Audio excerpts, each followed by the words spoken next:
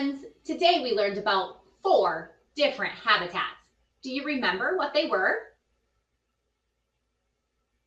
Did you say grassland? That was one of our habitats today.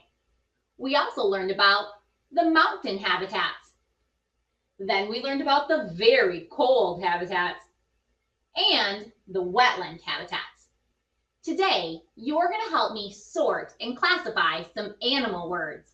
We're going to decide which animal belongs in each habitat. Are you ready to help? Great. Our first animal starts with the sound G. What could it be?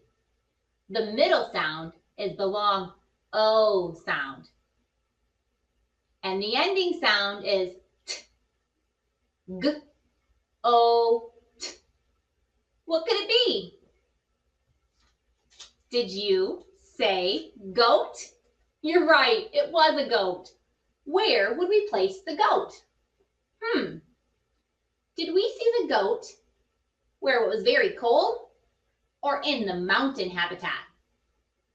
You're right, in the mountain habitat, that's where we'll place the goat. Our next animal has 3 sounds. The first sound is F. The second sound is ah, and the ending sound is X. What animal could it be? Did you say fox? You're right. Fox was the next animal.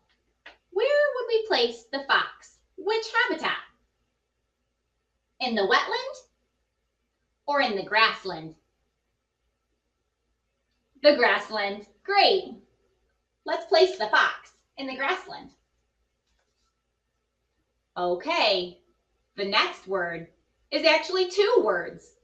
The first word sounds like P at the beginning, and the second word starts with a B sound. It's also large and white. What could it be? Did you say polar bear? Great. Where should we place the polar bear? In the wetland or in the very cold habitat? You're right. Polar bears belong where it's very cold. We'll place the polar bear in the very cold habitat. Here's our last one. The last one is 2 syllables. It starts with a S sound, then P. Next is oo, then n. S, P, oo, n. Did you say spoonbills? You're right. Spoonbills were birds from our story today. Spoonbills like to go wading in the water. Where should we put the spoonbills? In the wetland habitat. Thanks for helping. Let's read our words one last time. Fox, goat, polar bear, and spoonbills. You did a great job sorting and classifying animal words today. This program is made possible in part by the Michigan Department of Education, the State of Michigan, and the W.K. Kellogg Foundation. Additional support by viewers like you.